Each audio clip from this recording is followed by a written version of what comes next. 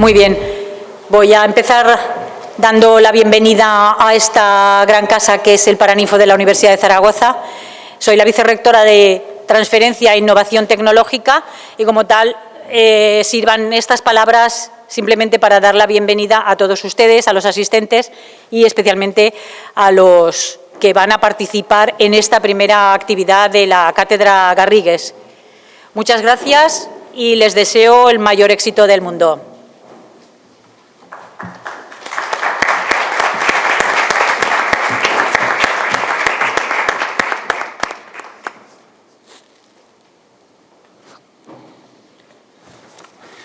Bueno, buenos días a todos.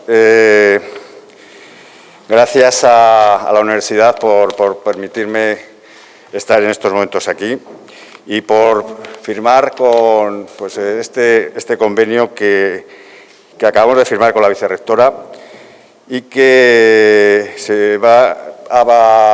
nos va a permitir tener una serie de jornadas muy interesantes en el ámbito económico. La verdad es que para mí es una alegría que mi primer acto como presidente de COE Aragón sea en la universidad, porque creo que la universidad y la empresa tienen que estar muy alineados, muy de la mano, ¿no? Yo más que alineados diría que tienen que estar muy unidos. Y la necesidad de esa unión de estas instituciones es muy necesaria porque entre los dos tenemos que detectar el gran talento que hay en la sociedad, tenemos que desarrollarlo y de alguna forma tenemos que proyectarlo hacia las empresas, ¿no? A su vez, creemos que todo este talento que viene de la universidad a las empresas pues tiene que crecer con la empresa, y entre ambos pues, ser generadores de riqueza para nuestra sociedad. Así como pues, compartir este talento y devolverle a la sociedad un poquito lo que la sociedad nos está dando todos los días, ¿no?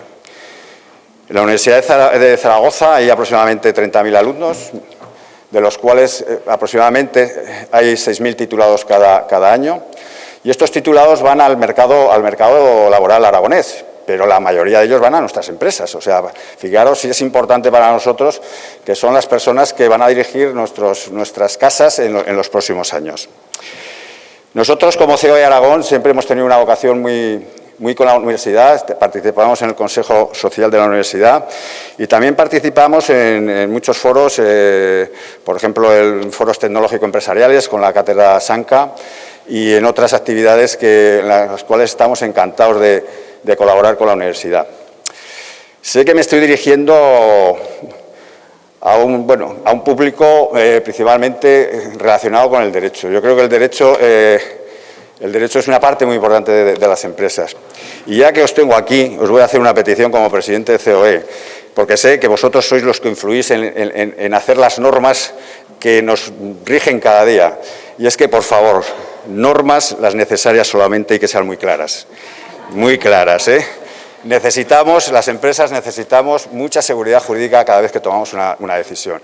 No podemos pensar que uno puede interpretar de una forma y otro puede interpretarla de otra. Es importantísimo para nosotros y os lo pido como representante del mundo empresarial. Y por otro lado, agradecer a Garrigues, es un placer el firmar un convenio con Garrigues,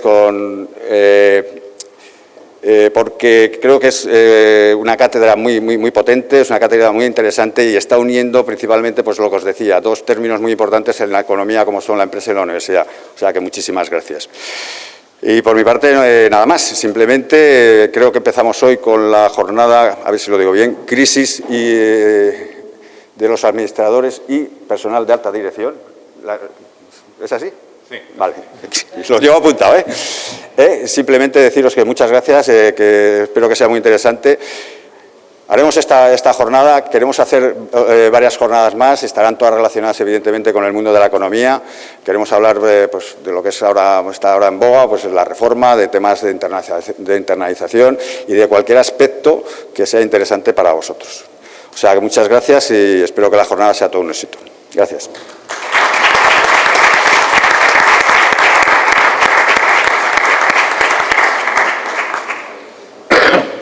Buenos días.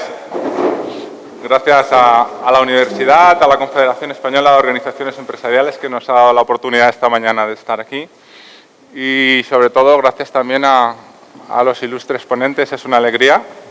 tener la oportunidad de escucharles una vez más y yo creo que se lo tenemos que agradecer. Tienen una agenda muy apretada esta mañana y eso puede justificar, puede explicar que no haya un turno final de intervenciones y preguntas, por lo que de antemano les pido disculpas. Va a comenzar la exposición el excelentísimo señor don Ignacio Sancho Gargallo. Yo creo que ya lo conocen todos. Es magistrado excúsenme, de la Sala Primera del Tribunal Supremo, es juez de carrera, es un juez especializado en asuntos mercantiles, tiene una sólida formación académica, pero yo creo que además de todo eso, lo más importante es que es una persona de referencia en la materia que vamos a tratar, ya no solo por la sólida formación académica que pueda tener, sino porque es una persona extremadamente prudente y además con un sentido común que yo creo que no es habitual. Además es mi maestro, con lo cual solo puedo tener palabras para él cariñosas, ¿verdad? Que no significa que no sean merecidas. Con lo cual, Ignacio, cuando quieras tienes la palabra. Muchas gracias, Enrique. He de agradecer a los organizadores, aunque normalmente me resisto, que me hayan invitado y poder estar aquí y participar con todos ustedes de estas reflexiones. A Enrique por la presentación, son muchos años que nos conocemos, hace muchos años.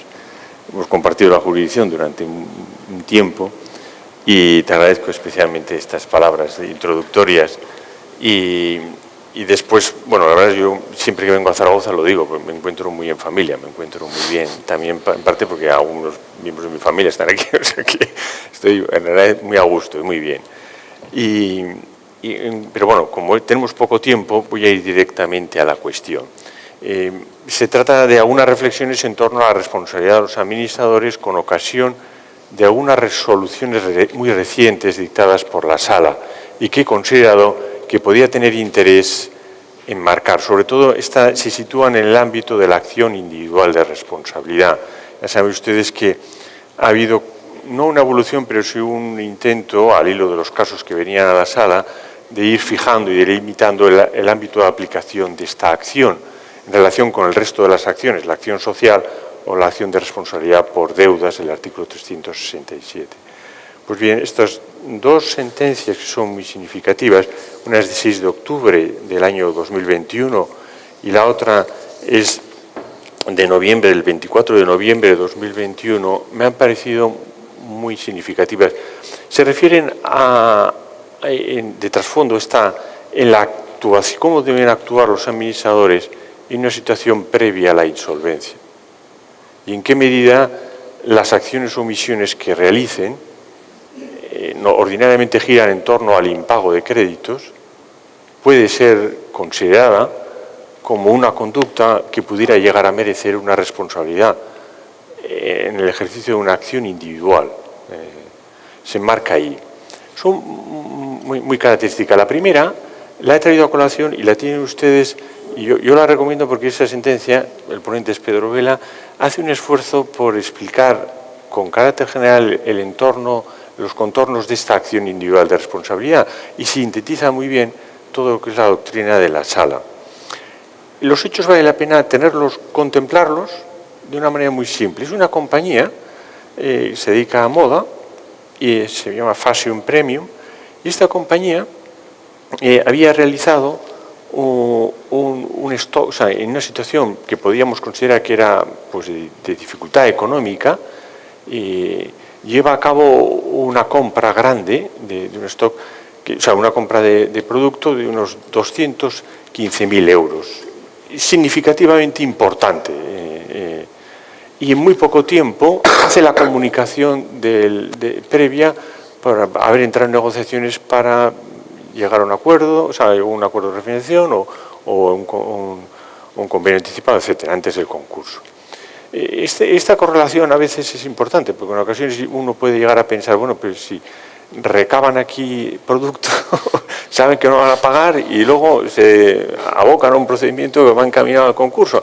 Hay una visión simple, entre comillas, que es la que pudo tener inicialmente el juzgado cuando condenó y cuando razonó, la audiencia razonó que había una responsabilidad por entender que había llevado a cabo una operación y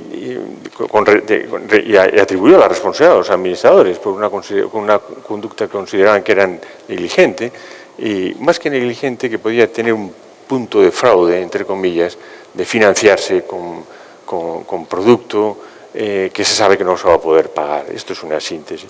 Y la Sala, después de recordar lo que son los elementos esenciales, muy repetidos en otras sentencias anteriores, en el que simplemente de la acción individual de responsabilidad, en el que simplemente me gustaría subrayar que la conducta debe ser imputable al administrador y que el daño debe haber sido ocasionado directamente al patrimonio de quien ejercita la acción, no de la sociedad y por efecto reflejo a un acreedor, sino que el daño debe ser directamente a quien ejercita la acción.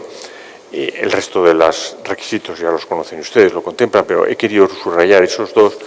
La Sala lleva a cabo una explicación, primero, tratando de limitar, porque es importante distinguir, ya que lo primero que se dice es que no se puede acudir a esta acción de forma indiscriminada para exigir la responsabilidad por cualquier incumplimiento contractual de la compañía. Esto supone distinguir qué actos son propiamente de la compañía, aunque actúe o deje de actuar a través de sus representantes, y qué actos se pueden imputar directamente al administrador. Y en el caso de los incumplimientos, obligaciones, del impago de deudas, es un tema muy controvertido, porque inicialmente está claro que quien deja de cumplir es la compañía.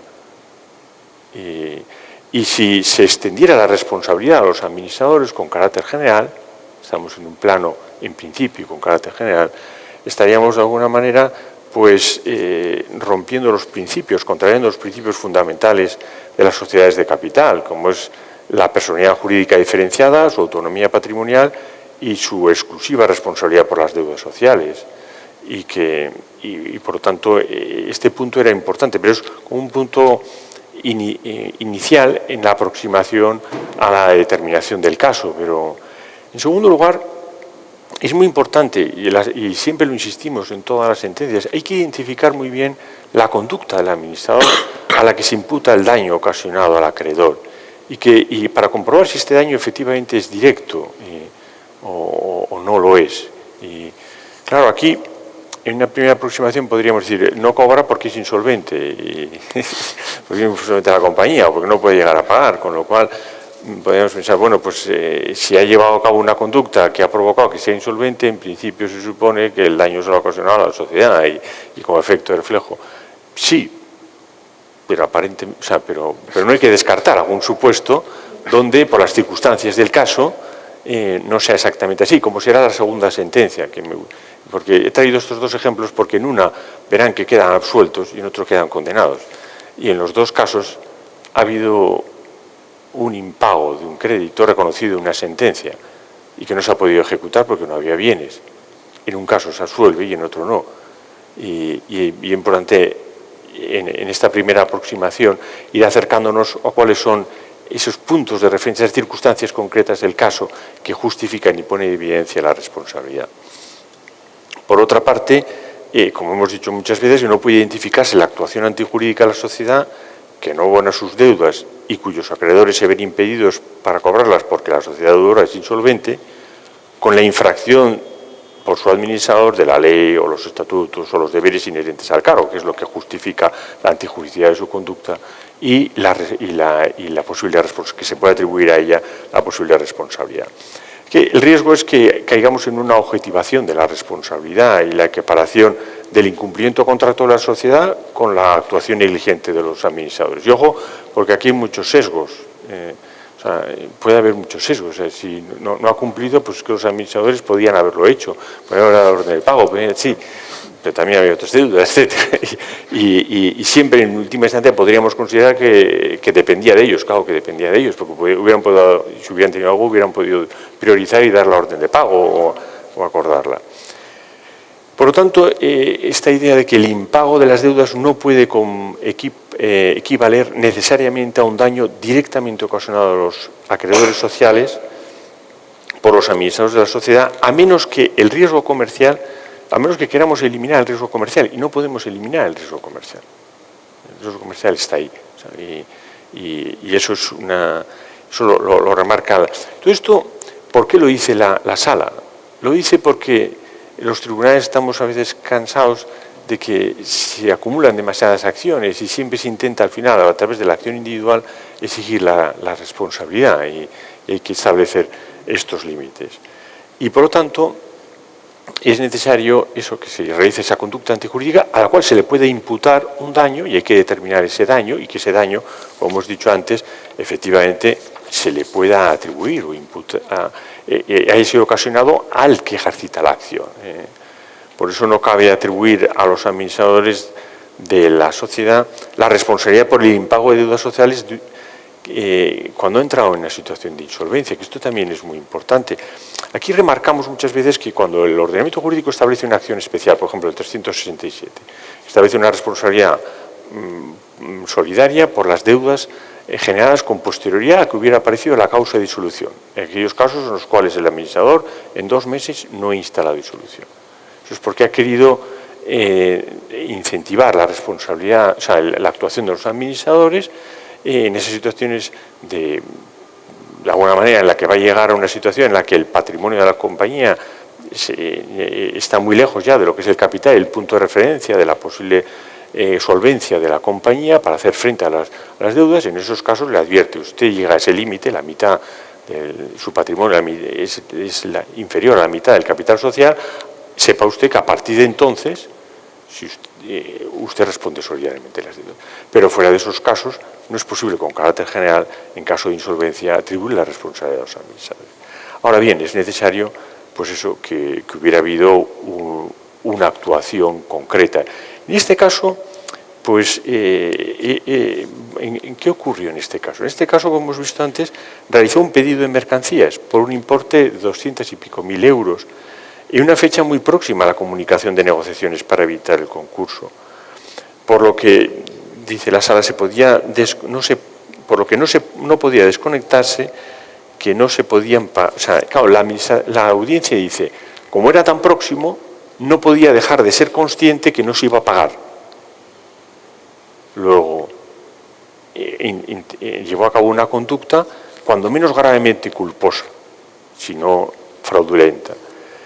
Y hay un matiz que la sala resalta, que es muy importante. La propia audiencia había dicho que esas cantidades, ese pedido era tan voluminoso porque así lo exigía la marca que lo vendía, porque exigía compras por un mínimo nivel de compra, con lo cual ya le resta. Y en segundo lugar, hay una idea que no podemos obviarnos, y es que si cualquier compañía que está en situación de crisis consideramos que cualquier operación comercial que realiza, si luego se frustra y no paga, puede dar lugar a una responsabilidad, el mensaje que estamos enviando es que, en primer lugar, que cualquier acreedor huirá de él cuando está próximo a la insolvencia, y en segundo lugar, que es que responderá si se frustra y con lo cual provocará inmediatamente la disolución de la compañía y tampoco se trata de esto, en una situación en la cual se podría seguir adelante. En esas situaciones de crisis que puede existir, no necesariamente van a acabar en una insolvencia definitiva, pues dependerá de cómo vaya la temporada, etcétera, con lo cual no puede hacerse esa asociación. Con lo cual, en un contexto como el que hemos visto, donde con carácter general los administradores no responden a las deudas de la sociedad, ni se les puede imputar a ellos la conducta propia de la sociedad de dejar de pagar una compañía, ni responden en caso de insolvencia, y si hubieran provocado o hubieran llevado a cabo una actuación fraudulenta, en todo caso, el daño sería a la compañía, a la sociedad, y por efecto reflejo a los acreedores, y la acción debería ser más la acción social que la acción individual. En ese contexto, entendimos que no podía considerarse que esa actuación sea negligente y, sobre todo, que se le puede imputar o atribuir lo que se le está atribuyendo, y es el daño que supone el impago de un crédito por parte de aquel acreedor. Y, por lo tanto, se desestimó. En todos estos casos, últimamente me estoy dedicando un poco más al estudio de los sesgos. Hay un sesgo retrospectivo siempre.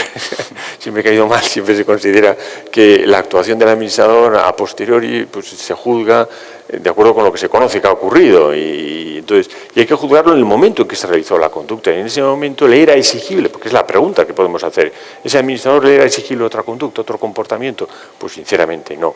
al margen de lo que hemos visto antes, de si esa acción debería catalogarse propiamente como una acción individual o como una acción social de responsabilidad. El segundo caso, de 24 de noviembre, es distinto.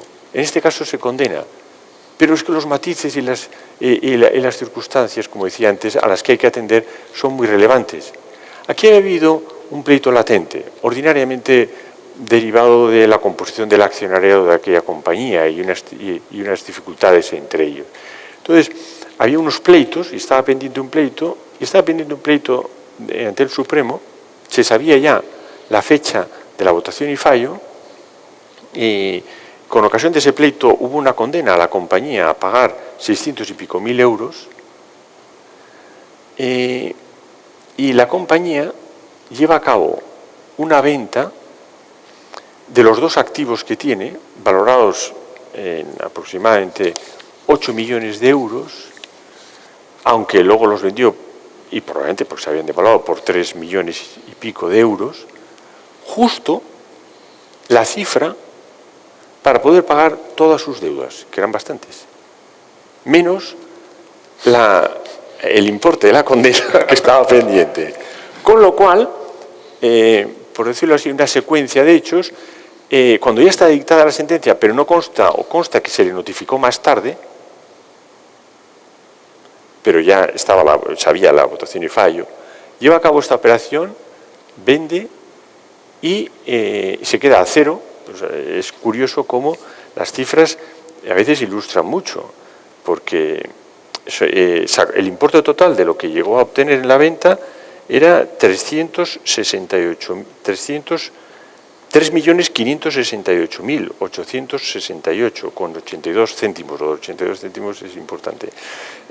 Y las deudas que tenía eran de 3.575.000 euros. O sea que es que le quedaron 1.000 euros, 2.000 euros, es que no quedó más. Y no era un crédito, ni dos, ni tres los que debía, sino debía media, o sea, el Podemos debía 8 o 9 créditos, están enumerados ahí en la sentencia, en los antecedentes.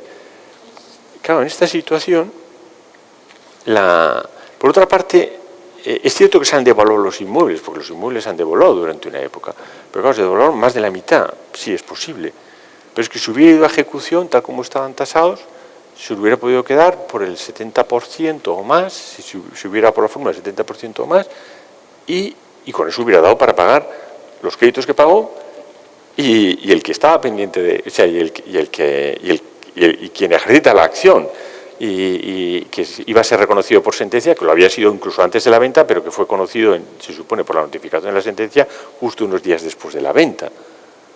Pero incluso aunque fuera por la fórmula del 50% a la adjudicación, el 670 de la ley de enjuiciamiento civil, aún daba para pagar casi todo el crédito de todos, con lo cual, en este supuesto, y a la vista de todas esas circunstancias, aparte de la conflictividad que existía entre el acreedor, los acreedores y la propia compañía, y quienes estaban detrás dominando y controlando la compañía, que además habían llevado a cabo en los años anteriores un desplazamiento del negocio a otra compañía, mostraba claramente que la conducta llevada a cabo, imputable en este caso a los administradores, de la venta en estas condiciones de los activos, estaba encaminada a liquidarlo todo y impedir el pago o la satisfacción del crédito que presumiblemente, como luego fue una realidad, inmediatamente surgió o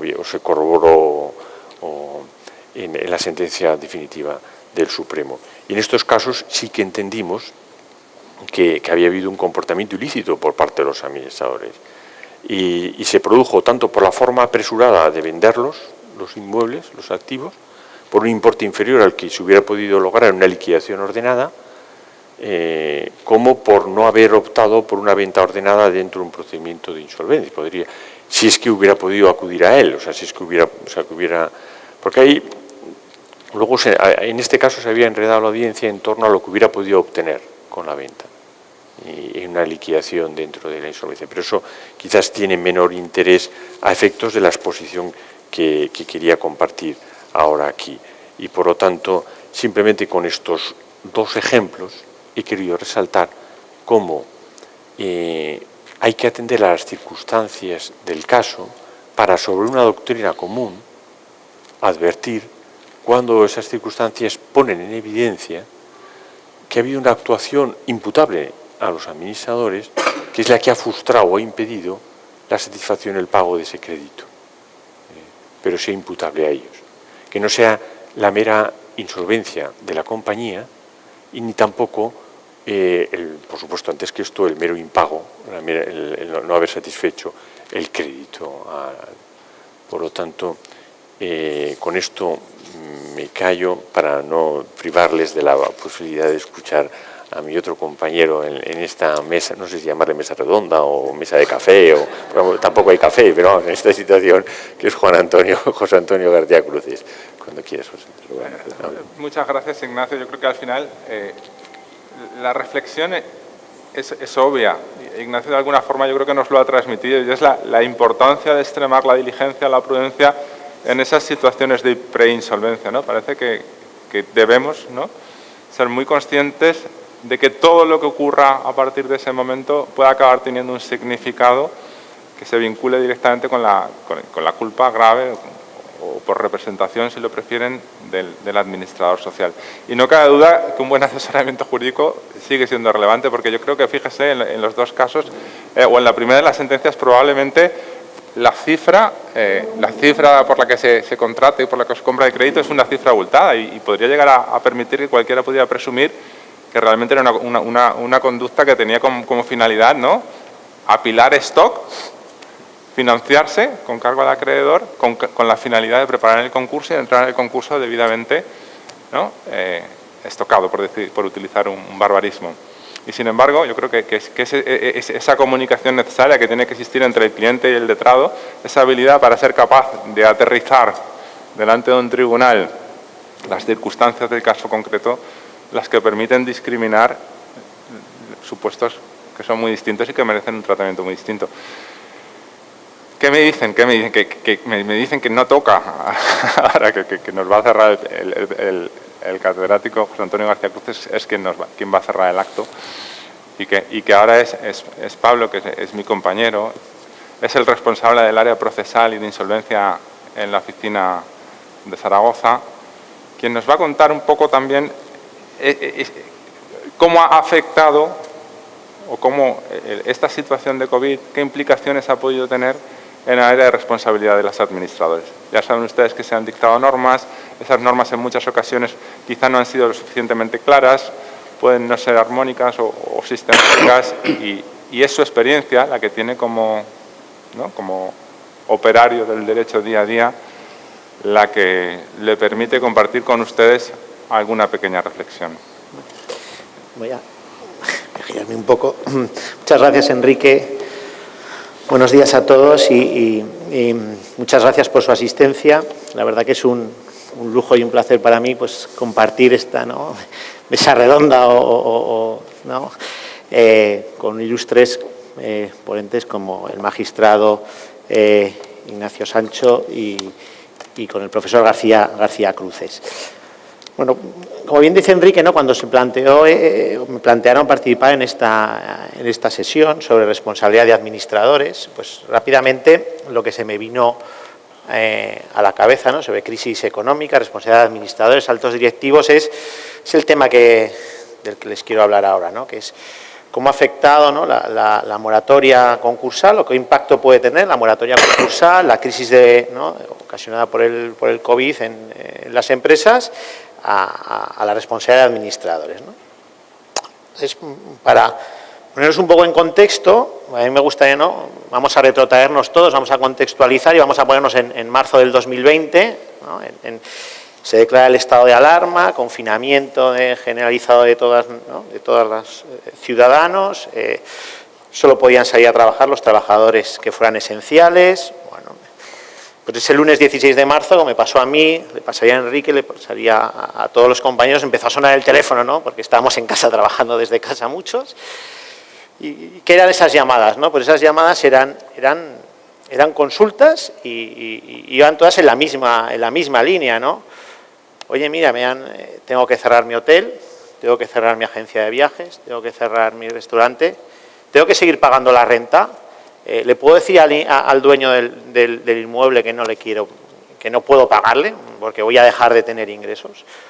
¿Puedo hacer algo? También se planteaba el escenario contrario, ¿no? Oye, tengo este local alquilado a un inquilino y me dice que no me va a pagar hasta que no vuelva a abrir el negocio. Tiene derecho, ¿no? Entonces, bueno, ¿no? Hubo una escena de incertidumbre y los abogados empezamos a hablar, ¿no? Y a usarlo de la rebus sic stantibus, ¿no? Hasta entonces se había usado en muy contadas ocasiones, pero luego estuvo en boca yo creo, de todos los profesionales del derecho, de que había que hablar o intentar aplicar la rebus sic stantibus, ¿no? ¿Qué reflexión hacíamos, ¿no? Nosotros en el despacho, ¿no? Todos los que nos dedicamos a derecho concursal y todos los abogados, yo creo en general, ¿no? Pues, oye, esta situación de crisis lo que va a suponer es una avalancha de concursos de acreedores porque, bueno, las empresas van a dejar de tener ingresos, pero van a tener que seguir realizando pagos, ¿no? Entonces, al igual que los laboralistas hubo un montón de ERTEs y tuvieron mucho trabajo por el tema de los ERTEs, pues desde el plano de vista concursal anticipábamos o pensábamos que iba a haber un escenario de aluvión de concursos de acreedores. Eso no ha ocurrido. ¿Por qué no ha ocurrido? ¿No? Pues desde el Gobierno se adoptaron distintas medidas, ¿no? Algunas de más relevancia que otras y bueno, yo cito dos que yo creo que tuvieron mucho impacto en el hecho de que no hubiera esta avalancha de concursos. El primero fue, pues se abrieron unas líneas de financiación ICO, ¿no? Habladas por el ICO, entonces para, ¿no?, inyectar liquidez en las empresas en ese momento clave, ¿no? Un paréntesis para decir aquí que, bueno, muchas de esas líneas ICO, por lo que sabemos y nos cuentan tanto, ¿no?, responsables de las entidades financieras de morosidad, dice, es que no me están pagando ni la carencia. Pues ahora cuando empiecen a tener que pagar la deuda ya veremos a ver qué pasa con esas líneas ICO, que por lo que también nos consta y nos dicen las entidades financieras, pues tienen sus dudas de cómo van a poder ejecutar o cómo ejecutan esos impagos con el aval del ICO, etcétera. Pero bueno, la realidad es que se inyectó liquidez en el mercado que permitió subsistir a empresas. La idea era que fueran empresas solventes, pero bueno, ha habido algunos que nos consta que han inyectado liquidez a empresas que a lo mejor pues no eran tan solventes, ¿no? Y luego se aprobó una moratoria concursal.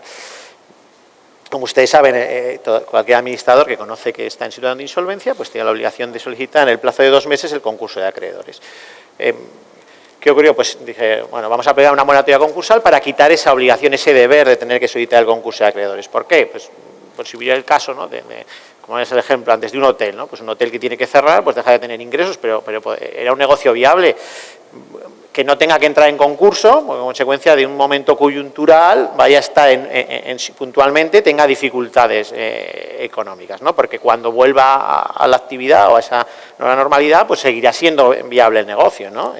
Ahí había que distinguir entre negocios viables, digo yo, o negocios que ya no eran viables en ese momento y que a lo mejor, como luego diremos, se han estado aquí engordando para intentar subsistir durante este periodo de tiempo, ¿no? Entonces, bueno, se aprobó una moratoria concursal, inicialmente era hasta el 31 de diciembre del 2020, no se sabía cuánto iba a durar esta situación en la que estamos viendo ahora y luego se ha ido prorrogando pues hasta la que tenemos ahora, que expira el 30 de junio de 2022, ¿no? Este día está ya aquí a la vuelta de la esquina, que sí, ya parece que acabamos de cambiar el año, pero bueno, ya estamos a 10 de febrero, ¿sabes? O sea, que el 30 de junio está aquí a la vuelta de la esquina. Entonces, ¿qué vemos nosotros en el despacho, ¿no? ¿Qué nos encontramos, ¿no? Y con compañeros, ¿no? ¿Qué hay en el mercado? Pues compañías que han hecho sus deberes. ¿A qué me refiero cuando hablo de compañías que han hecho sus deberes? Pues aquellas que han adoptado las medidas necesarias para que esa situación coyuntural, que era la crisis ocasionada por el COVID-19 y su clara reducción de ingresos, pues han adoptado medidas para reestructurarse y seguir siendo viables y operando con normalidad.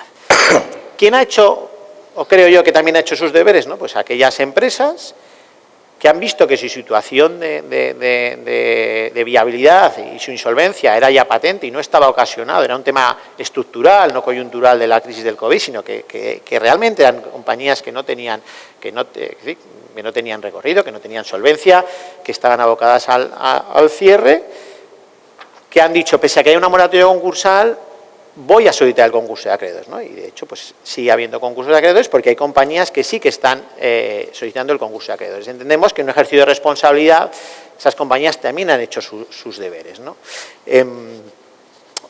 Y luego, ¿qué compañías vemos? Pues aquellas compañías que están en situación de insolvencia, estaban ya antes de marzo, pero como hay una moratoria concursal, pues consideran que no tienen que pedir el concurso y están subsistiendo a cualquier precio, ¿no? A cualquier coste, ¿no? Entonces, ¿qué es el tema? Y son las compañías que se han denominado, ¿no? Leía por ahí otro día, zombies o compañías vulnerables, ¿no? Que son aquellas compañías que con su actividad no están generando ni incluso para cubrir sus gastos financieros. Y leía, ¿no? Que hay identificadas más de 40.000 empresas, se llaman de estas denominadas zombies, que están en situación de insolvencia, pero que están bajo el paraguas de la moratoria concursal, pues intentando pues subsistir, pero lo único que están muchas de ellas haciendo es pues agravar su situación de insolvencia, ¿no?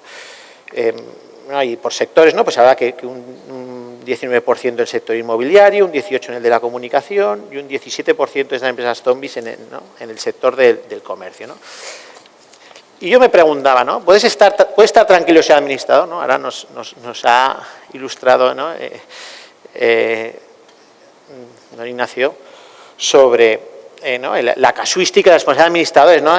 Aquí hay que ver caso por caso, ¿no? Nunca hay, ¿no? Lo bonito del derecho es que no hay dos casos iguales, ¿no? Y parecen dos hechos que hay, los hechos son semejantes, pero luego las sentencias no tienen por qué serlo, porque hay matices que hace que algunas veces estimen las demandas y otras no, ¿no? Entonces, ¿pueden estar tranquilos todos estos administradores de estas compañías? ¿Y por qué digo esto, no? Porque al despacho, a los abogados nos llegan dos tipos de clientes, ¿no? En esta situación, o dos tipos de consultas, ¿no? Pues el típico cliente, semejante al primer caso que nos exponía, que es titular de un crédito, tengo este crédito, me debe dinero esta empresa, pero sé que es totalmente insolvente porque lo sabe el mercado, es notoriamente conocido. Con lo cual un procedimiento ordinario no tiene ningún sentido interponerlo porque va a servir para colgar la sentencia, enmarcarla en el salón, pero no voy a poder cobrar, ¿no? Entonces, ¿no? ¿Qué puedo hacer? No, la primera opción dice, oye, pues el concurso necesario, pues parece que no se va a poder instar el concurso necesario porque las moratorias concursales dicen claramente que no puede solicitarse el concurso necesario. Si bien es cierto, como apuntaba Enrique, que alguna de las moratorias pues deja ahí entendemos una incoherencia, ¿no? Por ejemplo, la aprobada el 12 de marzo del 21, ¿no? Entre el párrafo primero y el párrafo tercero, pues parece que puede tener ahí una incoherencia, ¿no? Porque por un lado el párrafo primero dice que no tiene el deber de solicitar el concurso de acreedores, en esa moratoria decía hasta el 31 de diciembre del 21, decía haya o no realizada la comunicación previa de inicio de negociaciones, y el párrafo tercero dice aquellas empresas que hayan comunicado el inicio de negociaciones antes del 31 de diciembre del 2020 no deberán solicitar el concurso hasta transcurridos 6 meses. Entonces, esas compañías que tienen entre junio del 21 y diciembre del 21, ¿tienen que pedirlo o no tienen que pedirlo? Bueno, no sabemos si tendrá algún impacto o algún efecto esto en los tribunales, pero bueno, es verdad que hay cosas que no sabemos a qué tendrá prioridad, si el párrafo primero o el tercero. Pero bueno, volviendo a nuestro caso, ¿no? Pues concurso necesario no se puede solicitar, ¿qué más se puede hacer, ¿no? Pues primera reflexión, ¿no? Oye, pues el 30 de junio que está aquí a la vuelta de la esquina, esa compañía va a tener que solicitar el concurso de acreedores.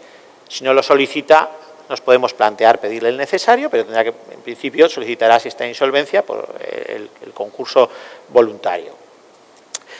¿Qué ocurre? Pues que el concurso va a permitir monitorizar lo que ha hecho ese administrador o esas personas relacionadas con el administrador, ¿no? Porque no solo a veces es responsable el administrador, de hecho y de derecho, y las personas relacionadas con él. Se va a poder monitorizar lo que ha hecho con los años anteriores y ese concurso pues se abrirá a buen seguro porque si está en insolvencia acabará en liquidación y porque no, si es una compañía que lleva mucho tiempo siendo su actividad rentable va a acabar en liquidación y ahí habrá una pieza de calificación. Esa pieza de calificación pues determinará si el concurso va a ser fortuito, va a ser culpable y qué personas están afectadas por esa calificación y si ese administrador y personas vinculadas con él como personas afectadas por la calificación tienen que responder de ese déficit patrimonial, ¿no? Y ahí hay una posible vía de que ese administrador vaya a tener que responder. Porque, ¿cuáles son los supuestos de responsabilidad del concurso? ¿No? Pues evidentemente el que ha agravado dolosamente la situación la situación de insolvencia con dolo o culpa grave, y ahí habrá que analizar qué ha hecho, ¿no? Como se explicaba aquí, la fase inmediata a la insolvencia o solicitar el concurso va a ser muy importante. ¿Qué han hecho esos administradores durante ese tiempo? ¿Qué se hubiera alzado con determinados bienes de la compañía? ¿Que hubieran salido fraudulentamente del patrimonio del deudor, bienes o derechos? O que hubiesen cumplido, y este es un tema importante, sustancialmente su obligación de llevar la contabilidad, hubiera alguna irregularidad relevante, ¿no? Y me parece que esto es muy importante porque en la práctica profesional vemos muchas veces esas irregularidades en las contabilidades de las compañías, ¿no? Y yo aquí, claro, todo el mundo quiere tener un balance aseado, entonces cuando llega y tengo que hacer el balance, pues bueno, ¿dónde puedo modificar este balance para poder ir a financiarme a los bancos, a clientes, etcétera, que vean una situación saneada, ¿no? Y ahí, pues la gente juega mucho con las existencias, con la cuenta de clientes. Y permitir que les cuente un ejemplo real, que viví yo en el despacho de un cliente extranjero, era nuestro cliente, tenía aquí su distribuidor en España y era durante muchos años su distribuidor de productos, le iba sirviendo productos, hasta que, y en un momento dado, pues empieza a retrasar los pagos, ¿no? El cliente dice, bueno, mándame cuentas, mándame balances, bueno, ve un balance saneado, ve unas existencias importantes y dice, bueno, como llevo muchos años, no he tenido problemas, le puedo dar cierto margen, porque a una mala pues me devolverá el producto, porque lo tiene en existencias, me lo devolverá y no estoy asumiendo tanto riesgo, ¿no? ¿Cuál fue la realidad? Que escasos días antes de solicitar el concurso de acreedores, deterioró 9 millones de euros de existencias, porque no existían. Entonces, ¿qué ocurrió? Pues que evidentemente el cliente nuestro dice, oye, pues es que a mí me has engañado, ha habido una irregularidad contable, ese concurso acabó con pieza de calificación, concurso culpable, y condenó a los administradores a cubrir el déficit patrimonial, ¿no? Entonces, por eso digo, es muy importante el tema de la irregularidad contable. ¿Y por qué también me parece que es muy significativo todo este tema de responsabilidad? Porque hay una línea muy fina que separa la responsabilidad civil de la penal. Si vemos el Código Penal y el delito de insolvencia punible, hay supuestos que están recogidos como supuestos de culpabilidad en el concurso, que también pueden tener consideración de delito de insolvencia punible, ¿no? Con lo cual, ¿qué puede ocurrir? Que un acreedor que no cobre y vea que no tiene que ir por el procedimiento concursal y esperar, ¿no?, a la par conditio creditorum y a ver cuánto cobre, etcétera, que pueda iniciar acciones penales contra ese administrador por un delito de insolvencia punible. Y con el riesgo añadido, además, de que en esas diligencias de investigación que se puedan jugar ante el juez de instrucción, que se tramitarán, se va a poder acceder a muchísima información indiscriminada. Y luego un tema que también es muy relevante, y es que así como en el concurso hay jueces especialistas en mercantil que están acostumbrados a la contabilidad, etcétera, y al concursal, el juez que va a ver o que va a tramitar la instrucción por ese delito de insolvencia punible va a ser un juez que no es especialista en derecho mercantil, no está especializado en mercantil, no está acostumbrado a concursos, con lo cual pues se puede asumir el riesgo de que no sea un juez tan habituado a determinados términos de contables, etcétera, que puede perjudicar en ese caso a ese administrador, ¿no? Y esto, perdón también que les diga, un caso que nosotros lo hemos visto en el despacho, ¿no?, de casos que era dudoso, pues se ha tramitado un procedimiento penal por un posible delito de insolvencia punible y el juez de instrucción al final terminó diciendo que transformación a procedimiento abreviado porque consideraba que podía ser un delito de insolvencia punible, ¿no? Con lo cual, no sabemos qué dirán los tribunales porque va a ser muy casuístico, pero va a ser muy importante, ¿no?, de analizar muy detenidamente, y se va a analizar muy detenidamente qué han hecho todos estos administradores que hayan podido, ¿no?, hacer la pelota más grande durante este periodo de moratoria concursal porque va a haber muchos acreedores que van a estar queriendo cobrar su crédito y van a pedir a los abogados que hagan todo lo posible para poder recuperar su crédito, ¿no? ¿Qué otro tipo de consulta nos llega, no? Porque estamos en la gorra o en el orden del acreedor, pero también nos llegan aquellos que son los deudores, ¿no? Oye, mira, estoy en situación de insolvencia, ¿qué hago, no? Pues no, yo como primera le haría distintas preguntas, ¿no? ¿Desde cuándo estás en situación de insolvencia? Vamos a analizar desde cuándo estás en situación de insolvencia, qué has hecho desde que estabas en situación de insolvencia, cuándo lo conociste. Bueno, un check-in, ¿no? Oye, checklist, ¿está todo en orden? Oye, pues mira, si está todo en orden y estás en situación de insolvencia, pues quizá lo más sensato es pedir el concurso de acreedores para no incurrir en ninguna responsabilidad si hasta ahora no has incurrido, ¿no? Claro, ¿qué puede pasar? Si ese checklist nos da líneas rojas, pues entonces parece que llega tarde, ¿no? Tiene un problema y parece que llega tarde, ¿no? Entonces, ¿qué conclusiones podemos sacar de todo esto? Pues 30 de junio está aquí a la vuelta de la esquina, un concurso no se prepara de un día para otro, hay que revisar bien todo. Además, está ahora, se aprobó ya el proyecto de reforma de ley concursal y que por lo que se dice puede ser que esté aprobado antes de verano, se aprobó ya por el Consejo de Ministros y que ya pase toda la tramitación parlamentaria antes de verano. Y va a desaparecer ese plazo de 4 meses, ¿no? Que mucha gente tenía en la mente de, bueno, presento un escrito de un folio al juzgado diciendo que estoy en negociaciones con acreedores y tengo 4 meses para ir preparando el concurso, ¿no? Ahora, si se aprueba esta, ¿no? Como está adaptado el nuevo proyecto de reforma de la ley concursal, esa comunicación prevista del preconcurso, ¿no? Del 583, va a exigir mucho más, que sea realmente que ese deudor está negociando un acuerdo con acreedores, no sea simplemente un escrito para ganar 4 meses, para que va a haber que poner el listado de acreedores, cómo vas a pagar, qué bienes tienes, incluso un informe de un experto, etcétera, etcétera, ¿no? Con lo cual, pues bueno, como reflexión, el tiempo se nos echa encima.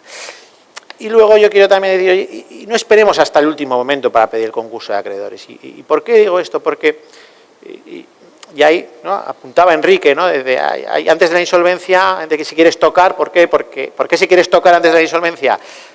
Porque es fundamental llegar al concurso con dinero. Si al concurso llegas sin dinero en la caja, vas abocado a la liquidación. Si tú te anticipas, en España se ve con carácter negativo y muy negativo el tema del concurso porque va asociado a liquidación, impago, crisis, etcétera. Pero puede ser utilizado como una herramienta de reestructuración. Y nosotros, los clientes que han venido con tiempo, que su empresa era viable y que tenían dinero, ya se han anticipado a esa reestructuración y lo han hecho a través de un concurso, han aprobado un convenio y hoy siguen abiertos y han superado el concurso. Con lo cual, siento insistir, ¿no? Pero la anticipación es fundamental.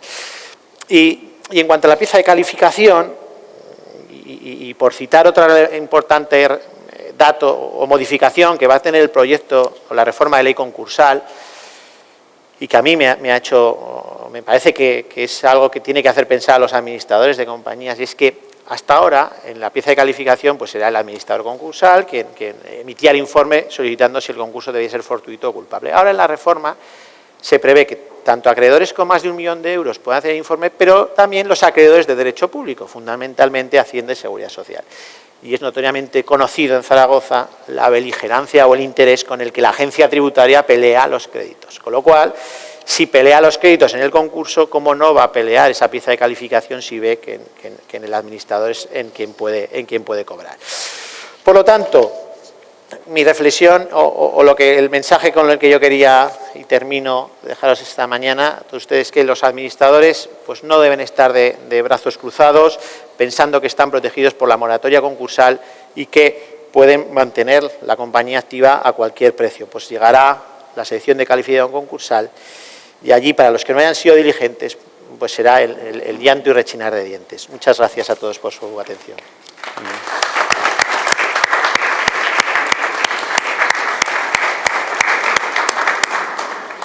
Muy bien, gracias, Pablo. Yo creo que al final, entre las cosas que ha dicho, ¿no? Pues si uno tiene que diagnosticar o radiografiar la situación que existe, ha dicho algo que está ocurriendo. Hay acreedores que son sofisticados y esos acreedores sofisticados, en su caja de herramientas, ¿no? están incluyendo algo que es el ejercicio de la acción penal que antes no estaba. Ante la falta de remedios ordinarios, ante la falta de recursos, ante el sinsentido que puede tener el ejercicio de acciones ordinarias, digo, de juicios declarativos ordinarios, se plantean qué más pueden hacer, y les puedo asegurar que hoy en su caja de herramientas, si antes estaba el concurso necesario como opción, perfectamente protocolizado como herramienta de agresión, hoy está la querella, que se están admitiendo, se están tramitando, y como dice Pablo, vamos a ver dónde van. Sin más preámbulo, yo creo que es el turno de José García Cruces. Yo creo que en la plaza es perfectamente conocido, es José Antonio, perdón, catedrático de Derecho Mercantil de la Universidad Nacional de Educación a Distancia y antes en Salamanca y Zaragoza, académico de la Real Academia de Jurisprudencia y Legislación, y yo creo que su valor es absoluto, pero además ese conocimiento académico que tiene lo integra con su experiencia cotidiana en el ejercicio de su función o de su trabajo como letrado, con lo cual yo creo que es un observador privilegiado desde esa atalaya académica de la realidad cotidiana. ¿Y de qué nos va a hablar? Nos va a hablar de la figura del administrador. De hecho, es una figura que yo creo que está perfectamente delimitada desde hace muchísimo tiempo, pero que sin embargo, pese a que pudiera estar perfectamente delimitada, nunca ha sido correctamente interpretada, no sé si porque se utiliza en algunas ocasiones intencionadamente con la finalidad de alimentar no sé qué miedos. Pero no deja de sorprender que sigue siendo actualidad, hasta el punto que en el proyecto de ley, ¿verdad?, parece que se incorpora alguna interpretación auténtica de lo que no es administrador, de hecho, con lo cual, sin más, tiene la palabra el catedrático de Derecho Mercantil, José Antonio García Cruces. Gracias por estar aquí. Muchas gracias, Enrique. Yo, si me lo permite, en primer lugar me gustaría agradecer a los coordinadores su amable invitación, a los organizadores de este acto, su amable invitación para participar en él. La verdad es que cada vez rechazo más posibilidades de intervenir en actos como este, pero siempre tengo un límite, que es cuando me lo ofrecen desde Zaragoza, porque en último término, volver a Zaragoza es volver a la que ha sido mi casa durante muchísimos años, ¿no? Miren, yo voy a hablar de una cosa muy particular. Es decir, nos han explicado el régimen de la acción de responsabilidad, sobre todo la acción individual. Nos han explicado, de otro lado, esas normas pretendidamente de facilitamiento de la actividad empresarial, que yo creo que a lo mejor van a generar más problemas que ventajas. Pero yo tengo que hacer, y es lo que voy a intentar contestar, creo que tenemos que hacernos una pregunta. ¿Y a quién se exige esa responsabilidad? Claro, cualquiera de ustedes se quedaría sorprendido. ¿Qué dice este hombre? En principio se exige a los administradores, con lo cual la respuesta parece que es muy fácil. Si la respuesta es muy fácil, pues prácticamente yo tendría que acabar aquí mi intervención y no les daría más la lata. Sin embargo, si esa pregunta no la hacemos con algo más de detenimiento y nos hacemos una segunda pregunta, ¿y por qué se exige responsabilidad a los administradores?, a lo mejor podemos llegar a otros derroteros. Se exige responsabilidad a los administradores porque el administrador ha decidido y como consecuencia de su actuación pues ha generado un daño, o como consecuencia de su actuación ha incumplido un deber y como consecuencia del incumplimiento de ese deber o del daño causado puede ser condenado a reparar ese daño o puede imponérsele ni más ni menos que una responsabilidad por ciertas deudas sociales. Claro, si el fundamento de esa responsabilidad radica en la capacidad, en el poder de decisión de ese sujeto, pues habrá que dar un paso más, porque nuestra ley, es el artículo 209 de la Ley de Sociedades de Capital, el poder de decidir de forma autónoma por una compañía viene atribuida por un elemento puramente formal. Nuestra ley nos dice, en el 209, que esas competencias de gestión y de representación descansan en quien tiene un nombramiento como administrador. ¿Y quién es administrador? Pues aquel sujeto que ha sido nombrado como tal, con un nombramiento válido, que está vigente y que ha sido publicitado a través del registro mercantil. Con lo cual, si volvamos al principio, si yo quiero saber quién es administrador y a quién le puedo exigir, en su caso, responsabilidad, sea por daño, sea por deuda, lo que tengo que hacer es darme una vuelta al registro mercantil, pedir una certificación de cargos vigente y saber en principio quién tiene la legitimación pasiva. Sin embargo, las cosas son más complicadas, porque entonces tendríamos que hacernos una pregunta. Oiga, si el fundamento de esa responsabilidad descansa en que ese sujeto tiene un poder para decidir de modo autónomo, de modo libre, y adaptar las decisiones que entienda conveniente para esa compañía, ¿no sería factible que se encontrara en la misma situación aquellas personas que tienen el mismo poder de decisión, la misma autonomía y capacidad de decisión, y que sin embargo no constan como administradores, no han sido nombrados administradores, o su cargo ha caducado y sin embargo continúan tomando esas decisiones? Porque si una persona se encontrara en esa misma situación, pese a no ser administrador, se estaría realizando el fundamento que justifica la posible exigencia de responsabilidad. ¿Cuál es el planteamiento de nuestra ley? El planteamiento de nuestra ley es relativamente sencillo. Entiende que es posible que se den situaciones donde determinados sujetos, bajo ciertas condiciones, gocen de esa capacidad, de ese poder de decisión, y en consecuencia nos dice, oiga, esos sujetos también están legitimados pasivamente. Usted, en su caso, podrá ejercitar frente a ellos la oportuna acción, sea una acción de daños, sea una acción por responsabilidad por deudas. Claro, la primera situación posible es una mera situación de hecho, antes se anunciaba, el administrador de hecho. ¿El administrador de hecho quién es? El administrador de hecho es un sujeto que reúne una doble condición. En primer lugar, no es administrador de derecho. En segundo lugar, pese a esa circunstancia, tiene el poder de decidir. Claro, esa situación por lo menos englobaría dos casos. Uno, que sería el más sencillo y que no plantea grandes problemas, que sería aquel en que esa persona notoriamente es conocido que tiene esa capacidad de decisión. Eso es un administrador de hecho notorio. Y el gran problema que tiene la administración de hecho, como comprenderán, es el día de mañana, cuando vayamos con nuestra demanda, la gran dificultad que tenemos siempre los letrados es la prueba. Con lo cual, en los casos de administración notoria, administración de hecho notoria, en esos casos hay que darle las gracias al legitimado pasivamente porque nos ha facilitado la prueba. ¿Dónde está el problema? El problema está en donde los ingleses llaman el pseudo director, los administradores de hecho ocultos, es decir, el testaferro, la típica persona que tiene la capacidad de decisión, que no actúa por sí, sino que adoptando él las decisiones actúa con el concurso de un tercero. En esos casos, como comprenderán, la gran dificultad es la prueba. Y aquí la jurisprudencia ha destacado, que yo creo que de un modo muy acertado, que nunca va a ser posible la prueba directa. La prueba siempre va a ser por indicios. La prueba clásica en estos casos va a ser la prueba de presunciones. Pero miren, a partir del año 15, nuestra ley dio un giro y fue más allá, porque no solo vino a legitimar y a plasmar en ese apartado tercero del artículo 236 que se entiende o que debemos entender por un administrador de hecho, sino que invitó a este baile a otros sujetos. Y sujetos que no creía que no se lo iba a encontrar y que yo en el ejercicio profesional, curiosamente, me lo he encontrado.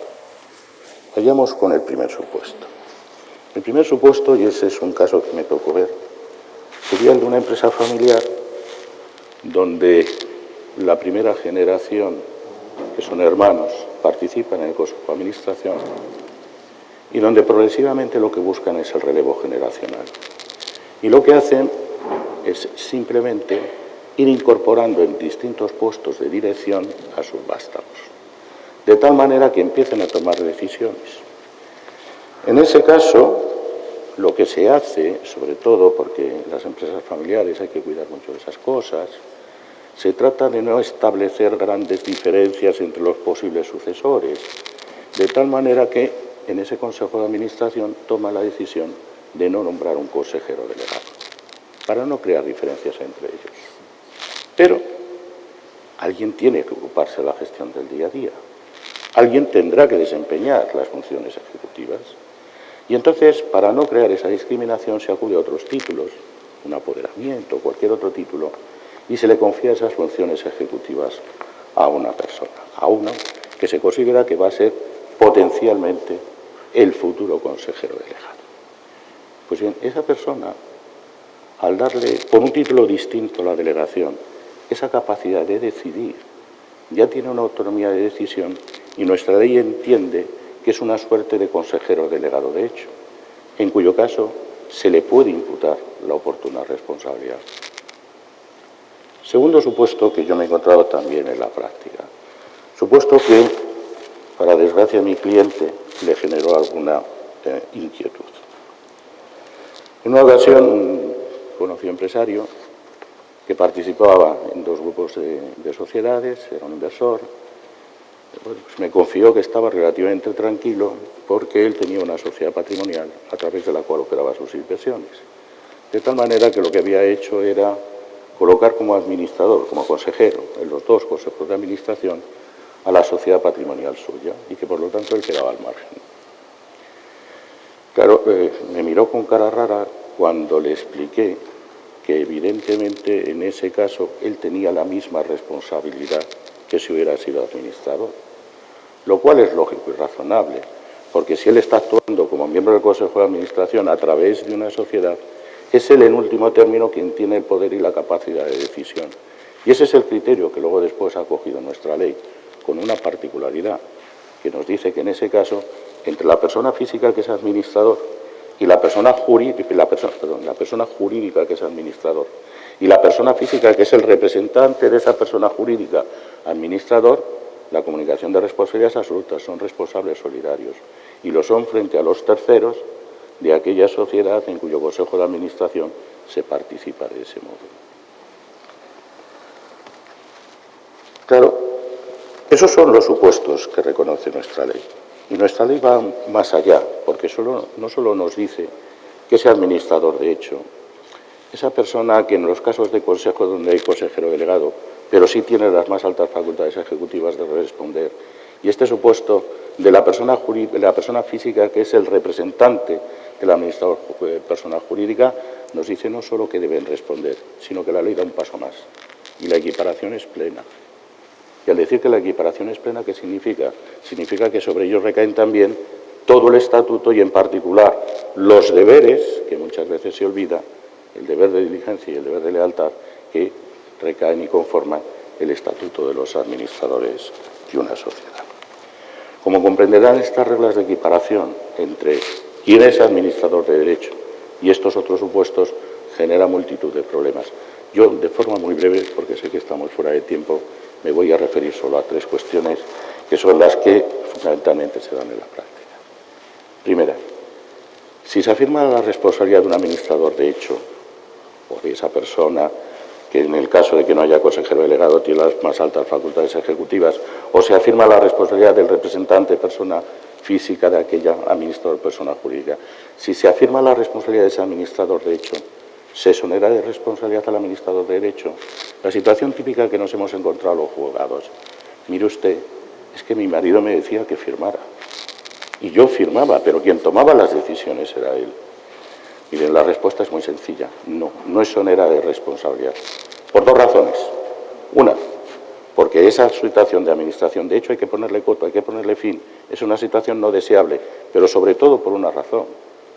Porque el administrador de derecho tiene siempre la capacidad para evitar la administración de hecho. Otra cosa es que le cueste el cargo, pero tiene siempre la posibilidad de evitar el daño o el incumplimiento de los deberes. Segunda cuestión que hay que plantearse, y aquí antes se decía que es bueno que tengamos normas claras, yo lo agradecería siempre, pero aquí, por ejemplo, hay una disparidad judicial notable, hay una jurisprudencia vacilante. Es el problema de si podemos exigir responsabilidad a ese administrador de hecho y a todos estos sujetos cuando, para evitar incurrir en la pertinente responsabilidad, es necesario disponer de una legitimación formal de la que ellos carecen. Me explicaré. Un administrador de hecho no tiene una legitimación formal para convocar la Junta General que se pronuncie sobre la causa de disolución que concurre, de tal manera que si se incumple el plazo de los 2 meses marcado en la ley, puede devenir responsable de las deudas sociales. En ese caso, ¿podríamos demandar al administrador de hecho y exigirle el pago de la deuda? La respuesta es sí. Sí, ¿por qué? Muy sencillo, porque si es administrador de hecho, podrá valerse de los administradores de derecho, de tal manera que dará cumplimiento a los deberes que impone la ley y de esa manera evitará o conseguirá el cumplimiento de cuanto la norma exige. Tercera y última cuestión, muy brevemente. Miren, si yo soy una persona en la que me han delegado facultades ejecutivas cuando no hay consejero delegado, o yo soy el representante, persona física del administrador, persona jurídica, ¿siempre y necesariamente voy a devenir responsable? Ejemplo tomado de un supuesto que me tuve que encargar de él. Un empresario tiene un trabajador de confianza, tiene una filial, tiene problemas en la filial y nombra como administrador a ese trabajador de la matriz, que actúa como administrador de la filial. Evidentemente, el trabajador está sujeto por el poder de dirección del empresario. Yo creo que en ese caso exigir la responsabilidad por la actuación de la filial no estaría en absoluto justificado. ¿Por qué? Porque le falta la autonomía de decisión, que es lo que caracteriza la posición del administrador. Con lo cual, yo creo que deberíamos hacer, que es una idea que vengo sugiriendo hace tiempo, deberíamos hacer una relectura de ese artículo 236 de la Ley de Sociedades de Capital y entender que todos estos supuestos, el titular de las más altas facultades ejecutivas cuando no hay consejero delegado o la persona física representante, el administrador de persona jurídica, no son más que presunciones. Presunciones de administración de hecho, de tal manera que puedan articular prueba en contrario que justifique su exoneración de responsabilidad. Nada más y muchas gracias.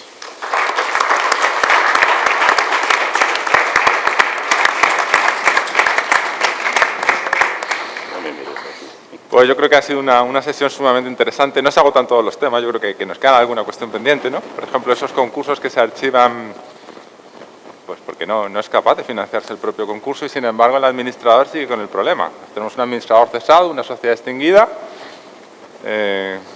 las facultades de representación de la administración quedan limitadas al proceso concursal, que además ha acabado, pero, sin embargo, se queda con un inmueble, con un acreedor hipotecario y con unos trabajadores a cuya relación laboral tiene que poner fin, ¿verdad? Con lo cual dices, este señor es administrador de derecho, no lo es, la sociedad se ha extinguido, su cargo es administrador de hecho, de una sociedad que no existe, le son de aplicación los deberes fiduciarios propios de un administrador.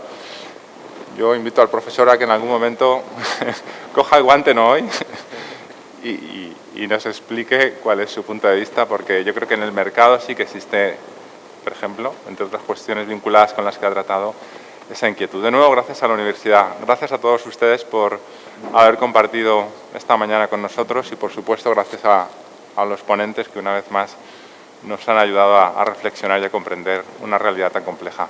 Buenos días a todos.